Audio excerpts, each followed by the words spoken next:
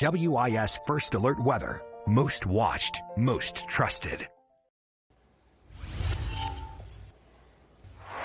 Well, ready or not, here it comes. The summer heat is just going to continue the build over the coming days. And I do think by this weekend we could have some of our hottest temperatures we've seen so far this summer. So that is our first alert. Next big thing is going to be the heat. Expecting our first triple-digit heat indice by the time we get towards Saturday afternoon. That's when the heat and the humidity is going to be at its highest. So that's why we have made Saturday of all of the days a first alert weather day, because we do think there's a good likelihood we will get above the century mark as far as the feel like temperature. It's going to be the first of the season, so we don't want you to get caught off guard. We want to make sure you start taking those precautions now and just kind of doing what you typically do as we get into these summertime months of June, July, and August. So let's look at the temperature and what it's going to feel like the next few days. So tomorrow, still not going to be the worst, kind of like today. Low 90s as far as the high, the humidity not the worst, maybe feeling it just a touch hotter than the actual temperature. But you can see on Friday, we're going to start to build the heat. 94 for a high, maybe feeling like 96. And then as we get into Saturday, that's when we're up to 95 with likely those triple-digit feel-like temperatures around 101. So that's why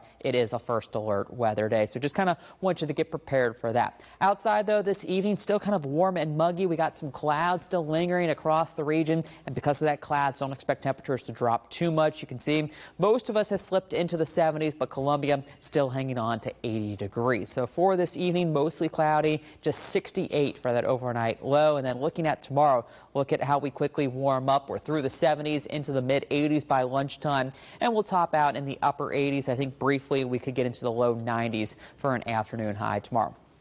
Big area of high pressure is kind of dominating much of the eastern half of the country. It's helping to keep this weak area of low pressure that's been down across Florida, bringing the heavy rains to them to push out into the Atlantic and away from us here in the Carolinas. That stationary front still will bring some heavy rain to South Florida, where they've already seen close to a foot of rain over the last couple of days and could add to it. So they're dealing with the flooding concerns. Thankfully, it's going to stay to our south. High pressure continues to be locked in place. And as it moves over top, that's when the heat really starts to build for our Friday and Saturday.